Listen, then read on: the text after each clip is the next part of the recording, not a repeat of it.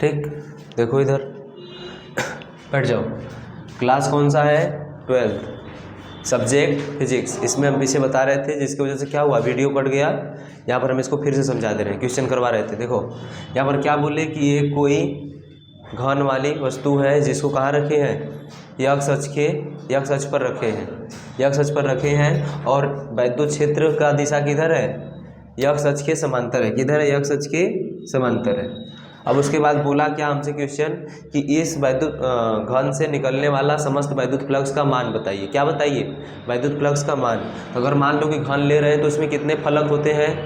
6 फलक। कितने फेस होते हैं? 6 फेस होते हैं। अब इसका नाम हम दे दिए 1 face, 2 face, 3 face, 4 face, 5 face और पीछे वाला कौन सा? 6 फेस। जैसे हम एक सिलाई लेकर तुमको बता रहे हैं यहाँ पे कि जैसे मान लो क्या है, कोई घन है, इसका ये पहला फेस हो गया, ये पहला फेस, या पीछे वाला दूसरा फेस, या तीसरा फेस, चौथा फेस, पांचवा फेस और ये छठवां फेस। तो इस तरह से इसका एरिया वेक्टर बाहर की ओर होगा। इसका निकाले तो पांचवा पहले वाले का, इसका मान लो दूसरा का इधर पीछे की ओर, तीसरा का इधर और चौथा का इधर, पांचवा का इधर और छठवां का इधर। अब हम बोले कि समस्त फेस से या फिर समस्त पृष्ठ से निकलने वाला वैद्युत फ्लक्स बताइए। तो आप बताएंगे क्या? चूँकि फाइव बराबर क्या होता है? ये कास थीटा।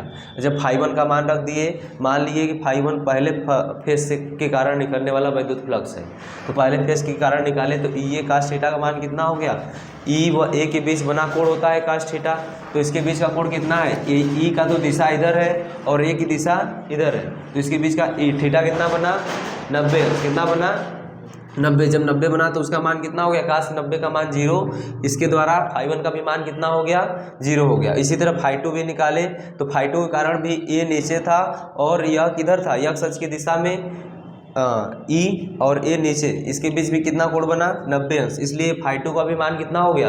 0 हो गया। इस तरह से φ3 निकाले तो φ3 का दिशा तो इधर है, तीसरे वाले फेस का दिशा इधर है और वैद्युत क्षेत्र की दिशा इधर है, तो इसके बीच का कोण कितना बना बाबू? 180 एंगल, जिसके कारण φ3 का मान -E प्राप्त हुआ, क्योंकि काश 180 का मान कितना होता है? -1 होता है। कितना? -1। उसके बाद चौथे के कारण निकाले तो क्या लिखे यहाँ पर? चौथा वाला था ई व ए की दिशा दोनों समान थी। जब ई व ए की दिशा दोनों समान थी उस समय इसके बीच का कोण कितना बना? 0 अंश। और काश 0 का मान कितना होता है? 1। इसलिए φ4 का मान कितना हुआ? ये प्राप्त हो गया। उसके बाद φ5 का मान निकाले यहाँ पे तो क्या हुआ? ये काश 90, क्योंकि φ5 सामने वाला होगा। इस तरह से मान लो यह जब तल था सामने वाला, तो एरिया वेक्टर इधर की ओर होगा और एक क्या होगा? ओ तुम्हारा वैद्युत क्षेत्र के बीच का कोण कितना बना? 90 अंश। तो φ5 का भी मान कितना प्राप्त हुआ? 0। और φ6 का भी मान पीछे वाला ए हो गया, पीछे वाला तल, और ये क्या ले लिए? सामने एरिया वैद्युत क्षेत्र, इसके बीच का कोण कितना बना? 90 अंश। इसलिए φ6 का भी मान कितना प्राप्त हुआ? 0 प्राप्त हुआ।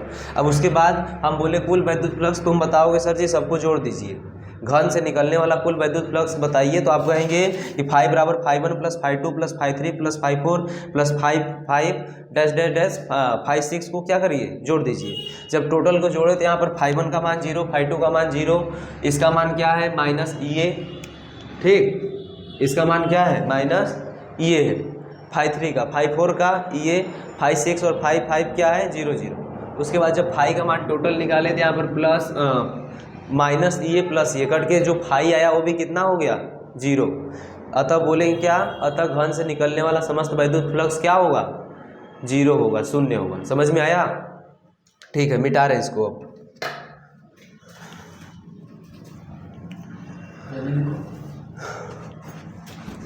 अपने से लगाया करो सवाल, ज़्यादा लिखने की कोशिश मत करो, सवाल को अपने से लगाओ, छापोगे समझ में नहीं आएगा। समझे ना? समझ रहे हो कि नहीं समझ रहे हो तुम सब? कि गांजा घिस के आए हो? हैं? सब जाते हैं मालूम है बनारस जल चढ़ाने के लिए, तो क्या कहते हैं बाबा विश्वनाथ में? ये हमारी मांगे पूरी करो, गांजा शराब फ्री करो। समझे? हमारी मांगे क्या करो? पूरी करो और गांजा शराब फ्री करो। ये सब बाबा भोले के भक्त होते हैं।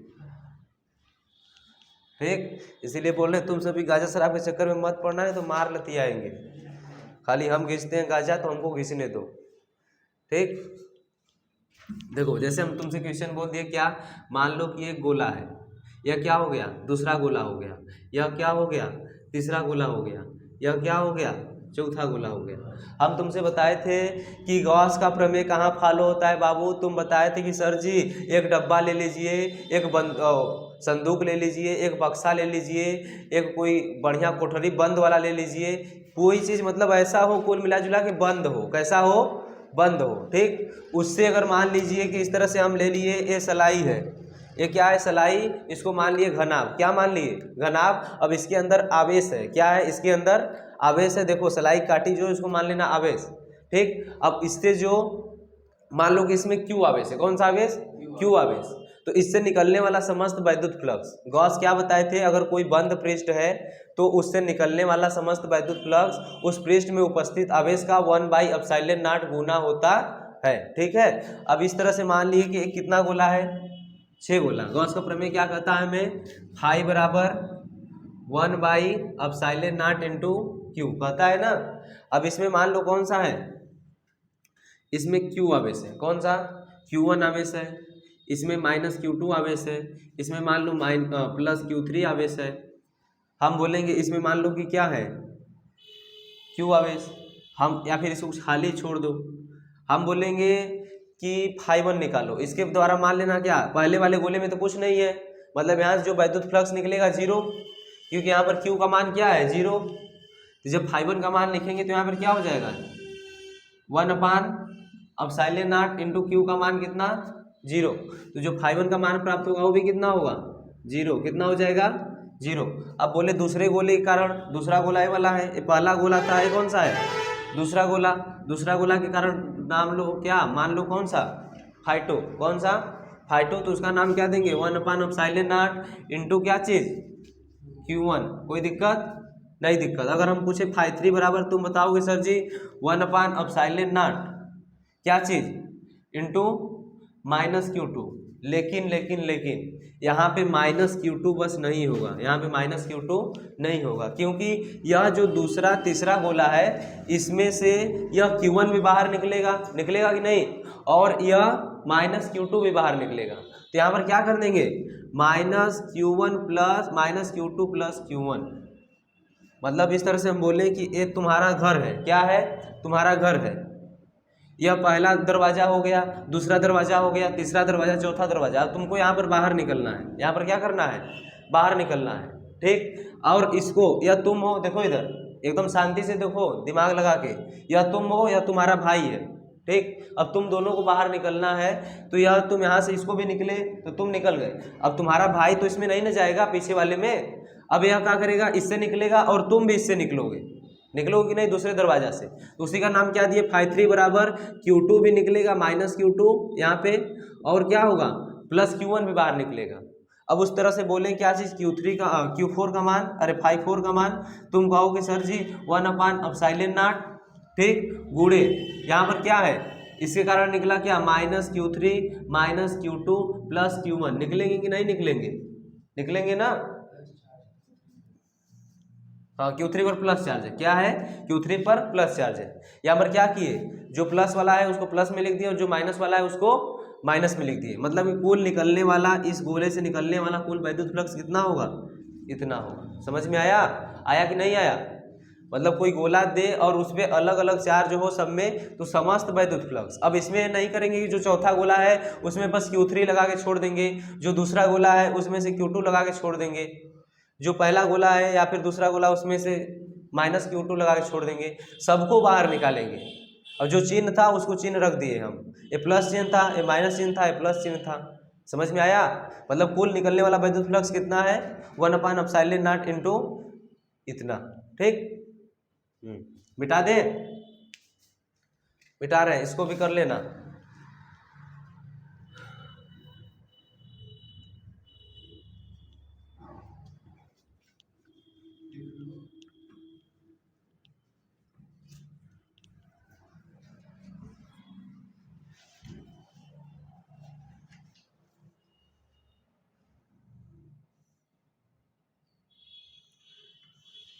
देखो अगला कौन सा हेडिंग है, गॉस के नियम का अनुप्रयोग। इधर देखो सभी लोग, कुछ लिखने पढ़ने के चक्कर में मत पड़ो, नहीं तो लतिया देंगे। अब जो यहाँ पर आकर जमाई ले रहे हो, रात में क्या कर रहे थे? अब दीवार का कोई टेक लिया ना तो पीछे से दीवार तोड़वा देंगे, गिर जाओगे नीचे। रुको, देखो गॉस के नियम का अनुप्रयोग देख लो पहले। यहाँ पर हम बोले क्या तुमसे, गॉस के नियम जो अभी पीछे पढ़े हम, गॉस का नियम, उसका क्या करेंगे? अनुप्रयोग करेंगे। यहाँ पर किसका यूज होता है, इसका यूज कहाँ करते हैं, कैसे करते हैं, उसका प्रयोग कैसे करते हैं, उसी को बताएंगे। ठीक है, तो हम पहले इसमें क्या पढ़ेंगे? आवेश का वितरण। क्या पढ़ेंगे?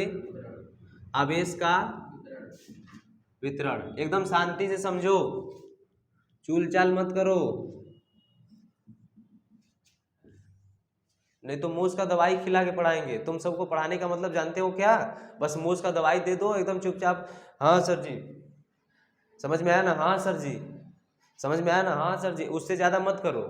और इस तरह से तुम रहते हो तो बड़ा चुल्ली पाना करते हो। सबको, जितने बैठे हो सबको दो दो गोली सबके दो कि हाँ लो बेटा प्रसादी है, वहाँ का हमारे शादी का तिलक का प्रसादी है, खा लो। खा के बस ऐसे हम इधर पढ़ा रहे हैं, बस अब शांति से बैठ के पूछिए समझ में आया ना? हाँ सर जी। आया समझ में? हाँ सर जी। आया ना बेटा? हाँ सर जी। एकदम चापे रहो इसी तरह। देखो हम बोले आवेश का वितरण। आवेश का वितरण 3 प्रकार से होता है। कितने प्रकार से? 3 प्रकार से। इधर समझो एकदम बढ़िया से। मान लो यह कोई तार है, क्या है? तार। किस लंबाई का? यल लंबाई का। किस लंबाई का? यल लंबाई का तार है। ठीक, तो फर्स्ट वाला जो आवेश का वितरण होगा, फर्स्ट वाला क्या होगा? रेखीय आवेश घनत्व। रेखीय आवेश घनत्व। जब आवेश का वितरण किसी तार वाले वस्तु पर क्या हो? वितरित हो, या फिर जिसका वितरण किसी तार पर हो। जैसे मान लो इस पर कौन सा आवेश वितरित है? Q। कौन सा? Q आवेश वितरित है, और एक पतले तार पर। किस पर? पतले तार पर, जिसका मोटाई कुछ ना हो, जिसका मोटाई ना हो, न जिसका पृष्ठ हो, बस पतला तार। इसका हम तुमसे पूछे, मान लो यह तार, इसका कोई पृष्ठ है? नहीं ना है। इसका कोई मोटाई है ज़्यादा? इसका मोटाई एकदम नगण्य मान लेते हैं मान लो। तो इसका वितरण पहले किस पर किए हम? तार पर। आवेश का वितरण किस पे किए? तार पर किए। समझे ना? जब तार पर किए तो कहेंगे क्या? इसको लिखते हैं लैम्डा से। किससे? लैम्डा से। लैम्डा बराबर होता है Q बाई यल। क्या चीज? Q बाई यल। अब बोलते हैं क्या? सुनो इधर, एकदम शांति से सुनना, और जो यहाँ से लिख रहा है वह भी लिख लेगा, और जो तुम लोग अगर लिखना होगा तो उसको लिख लेना। ठीक, सुन लो पहले। जब कोई Q आवेश, कौन सा आवेश? यह कौन सा आवेश है? Q आवेश। इधर नाम दे दिए ना Q आवेश। जब कोई Q आवेश किसी चालक तार पर समान रूप से वितरित हो। किस पर? किसी चालक तार पर समान रूप से वितरित हो, तो उस आवेश तथा चालक तार की लंबाई के अनुपात को रेखीय आवेश घनत्व कहते हैं। समझ में आया? आया कि नहीं? एक बार फिर से रिपीट कर रहे हैं, जो यहाँ से लिख रहा है वो भी लिख लेगा।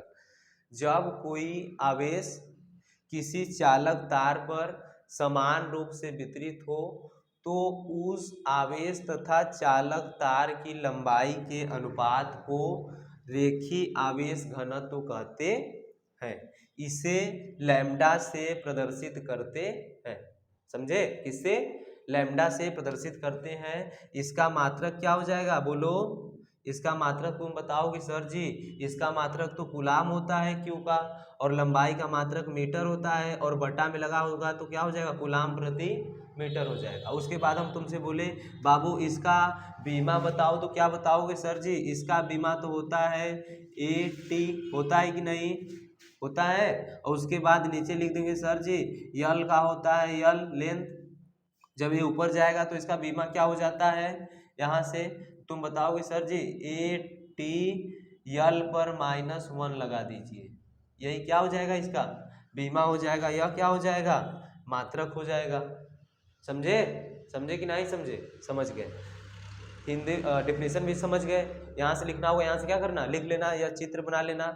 या फिर देखो, अगर मान लो कि Q बराबर क्या है? Q बराबर था तुम्हारा, अरे लैम्डा बराबर Q बाई यल, यही था ना। यदि यहाँ से हम क्या करें, यदि यल बराबर कितना रख दे, 1 रख दे, कितना रख दे, एकांक लंबाई वाला तार। कौन सा, एकांक लंबाई, इधर देखो एकांक लंबाई, यहाँ पर लंबाई कितना रखे, एकांक रखे, तो यहाँ पर लैम्डा बराबर क्या प्राप्त होगा, क्यू प्राप्त होगा कि नहीं। तो यहाँ से भी डिफिनीशन अब क्या लिखेंगे, 2 डिफिनीशन हम यहाँ से बोल रहे हैं, उसको लिख लेना। क्या चीज, एकांक लंबाई वाले तार पर, किस पर, जब कोई आवेश एकांक लंबाई वाले तार पर समान रूप से वितरित हो, ठीक, तो उसे रेखीय आवेश घनत्व कहते हैं। ठीक, जब कोई आवेश किसी एकांक लंबाई वाले तार पर समान रूप से वितरित हो तो उसे रेखीय आवेश घनत्व कहते हैं।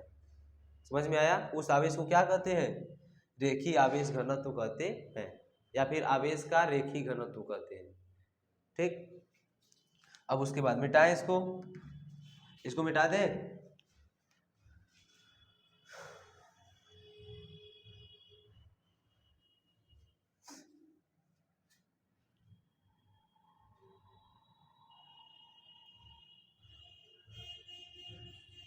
मिटाएं,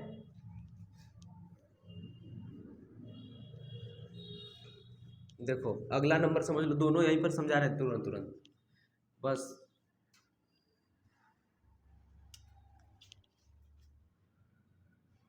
आवेश का पृष्ठीय घनत्व, कौन सा घनत्व, पृष्ठीय घनत्व। पृष्ठीय घनत्व मतलब बाबू उसमें लेंगे, देखो कोई चादर, देखो इधर, जैसे यहां पर देखो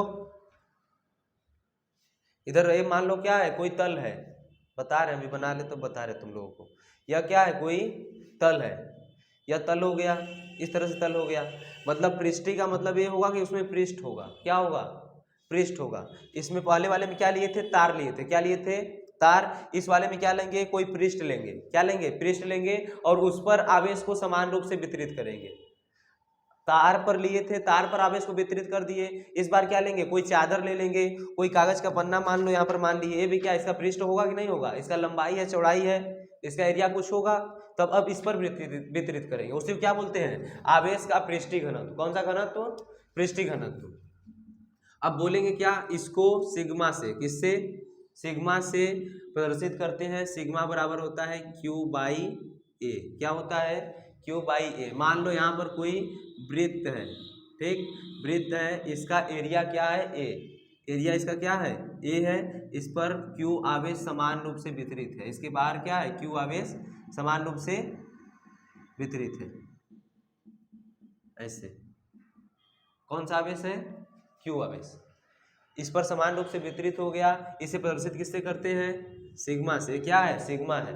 बोलेंगे क्या, जब कोई Q आवेश, यहां से लिखना हो यहां से लिख लेना, सुन लो, जब कोई Q आवेश किसी पृष्ठीय वस्तु पर, किस पर, पृष्ठीय वस्तु पर समान रूप से वितरित हो तो उस आवेश तथा उस पृष्ठ के क्षेत्रफल के अनुपात को आवेश का पृष्ठीय घनत्व कहते हैं। समझ में आया, फिर से एक बार बोल रहे हैं, जब कोई Q आवेश किसी पृष्ठीय वस्तु पर एक समान रूप से वितरित हो तो उस आवेश Q तथा पृष्ठ के क्षेत्रफल के अनुपात को आवेश का पृष्ठीय घनत्व कहते हैं।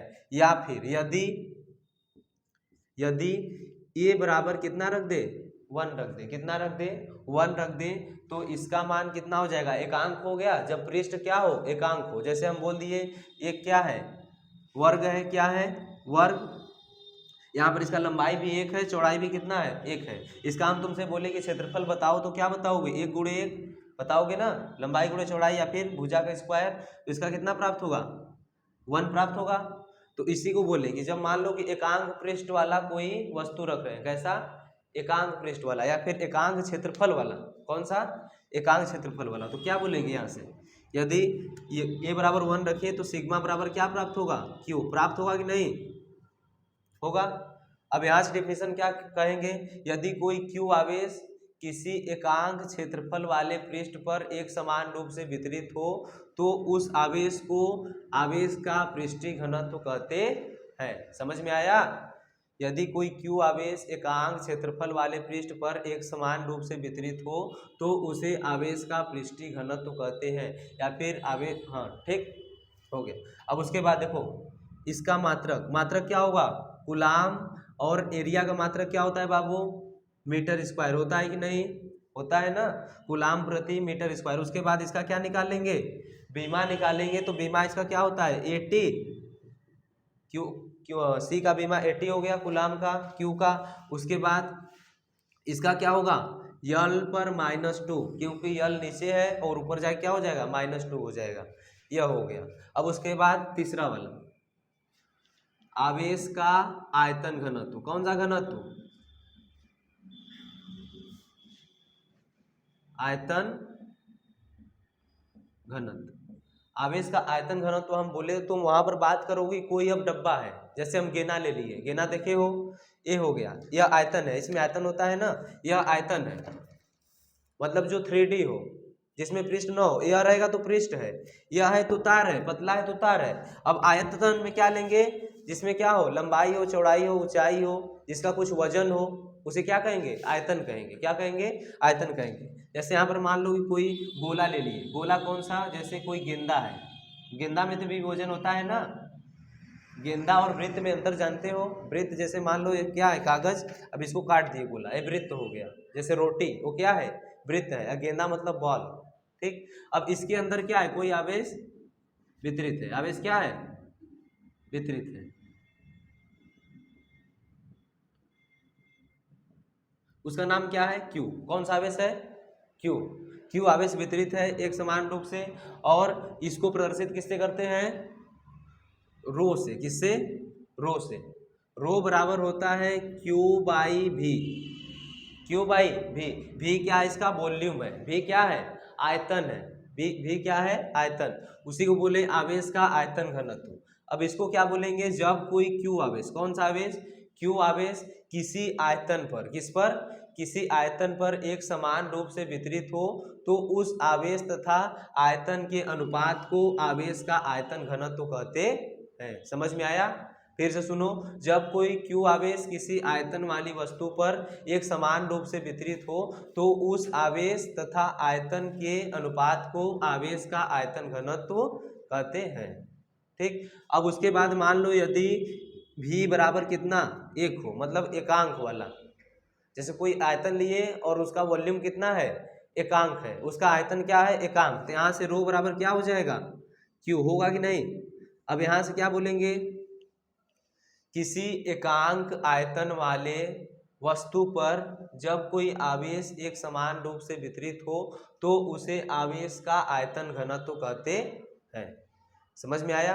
या फिर जब कोई क्यू आवेश किसी एकांक आयतन वाले वस्तु पर एक समान रूप से वितरित हो तो उस आवेश को आवेश का आयतन घनत्व कहते हैं। अब उसके बाद इसका मात्रक देखो, इसका मात्रक क्या होगा, क्यू का मात्रक कूलाम और वॉल्यूम का मात्रक क्या होता है, मीटर क्यूब होता है ना। आयतन का मात्रक क्या होता है, मीटर क्यूब, इसका मात्रक हो गया। उसके बाद इसका बीमा तुमसे पूछे तो क्या बताओगे, बीमा बताओगे सर जी ए टी होगा, क्यू का, सी का, आवेश का, उसके बाद मीटर का हो जाएगा, मीटर पर 3 लगा है तो यल पर क्या लगा देंगे -3, क्योंकि नीचे बटा में है, ये क्या हो गया, इसका बीमा हो गया। समझ में आया। हम समझाएं क्या आपको गॉस के नियम का अनुप्रयोग, उसमें क्या बताए, पहले आवेश का वितरण क्या बताए थे, आवेश का वितरण, जिसमें पहला टॉपिक क्या बताए, आवेश का रेखीय घनत्व, तो दूसरा टॉपिक क्या बताए, आवेश का पृष्ठीय घनत्व, और तीसरा टॉपिक क्या बताए, आवेश का आयतन घनत्व, और 2 आपको पहले न्यूमेरिकल क्वेश्चन करवाए हैं, ठीक है, उसको बताएं कैसे आगे न्यूमेरिकल लगाया जाता है या फिर गॉस के प्रमेय पर कैसा मिलेगा। तो आज के लिए इतना ही, बाकी आगे कल नेक्स्ट क्लास में पीछे का रिपीट करते रहिए बढ़िया से। अगर आप वीडियो यूट्यूब पर भी देख रहे हैं तो पीछे हमारा क्या है, वीडियो पड़ा हुआ है, वहाँ से देख लीजिए। धन्यवाद।